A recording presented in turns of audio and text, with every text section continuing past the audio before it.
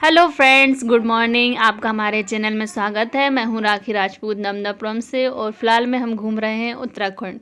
तो फ्रेंड, हम अपनी फ्रेंड दीपाली के घर से निकल चुके हैं अपने टूर पर, यानी कि बद्रीनाथ की ओर।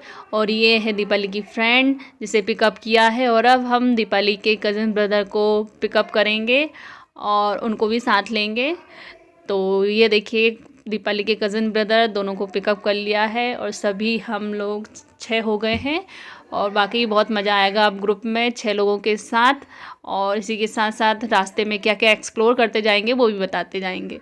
तो फ़िलहाल में हम निकल चुके हैं बद्रीनाथ की ओर, और रास्ते में सबसे पहले हम धारी देवी जी के दर्शन करेंगे।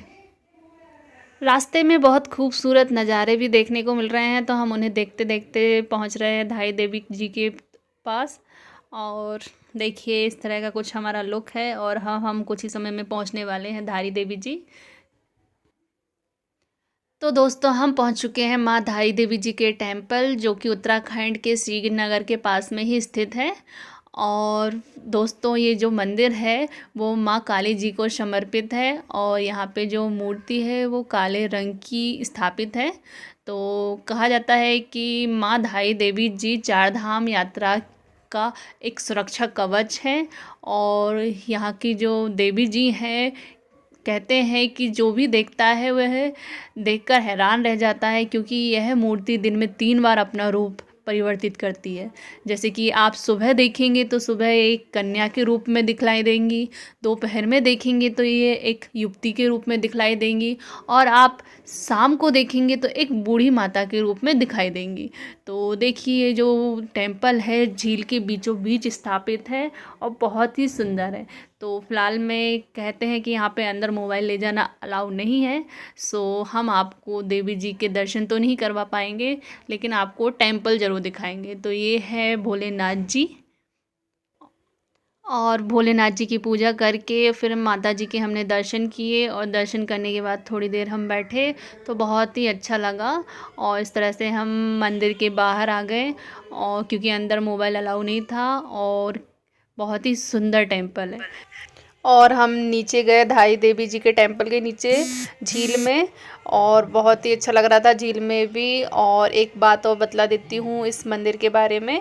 माँ कहते हैं कि यहाँ के स्थानीय लोगों का मानना है कि सन 2013 में धारी देवी जी का जो टेम्पल है उसको तोड़ दिया गया था, और माता धारी देवी जी की जो मूर्ति थी उससे अन्य जगह स्थापित कर दिया था, जिसके कारण उत्तराखंड में भीषण बाढ़ आई थी। और उस बाढ़ से बहुत ही नुकसान हुआ था, बहुत से लोग मारे गए थे। तो कहते हैं कि इसीलिए कहते हैं कि माँ धारी देवी जी उत्तराखंड के 4 धाम यात्रा का एक सुरक्षा कवच है। तो माता जी की मूर्ति को पुनः स्थापित किया गया उसके बाद। तो फ्रेंड्स, हम माँ धारी देवी जी के टेम्पल से निकल चुके हैं, और रास्ते में रुक के हमने खाना खाया क्योंकि भूख भी लगने लगी थी। और उसके बाद हम निकल चुके हैं बद्रीनाथ की ओर। बद्रीनाथ जोशी मठ में स्थित है। तो रास्ते में रुद्रप्रयाग पड़ता है, कर्णप्रयाग पड़ता है और नंदप्रयाग। तो इन तीनों को क्रॉस करते हुए हम पहुँचेंगे जोशी मठ बद्रीनाथ में। और फ्रेंड, हमारा जो अगला ब्लॉग है वो रहेगा आप बद्रीनाथ का। तो फ्रेंड, आपको हमारे यहाँ तक की जो जर्नी है वो कैसी लगी? अच्छी लगी है तो लाइक करना मत भूलिएगा, और ज़्यादा से ज़्यादा शेयर ज़रूर कीजिएगा। और आप हमारे चैनल पर नए हैं तो सब्सक्राइब करना मत भूलिएगा। और इसी तरह हमारे ब्लॉग में बने रहने के लिए बेल आइकॉन को दबाना मत भूलिएगा। तो फ्रेंड्स, हम मिलते हैं आपको अब बद्रीनाथ में पहुंचकर। तो तब तक के लिए बाय बाय, और आप इसी तरह एंजॉय कीजिए हमारे ये साथ उत्तराखंड के इन सुंदर सुंदर नज़ारों को। तो फ्रेंड्स, बाय बाय।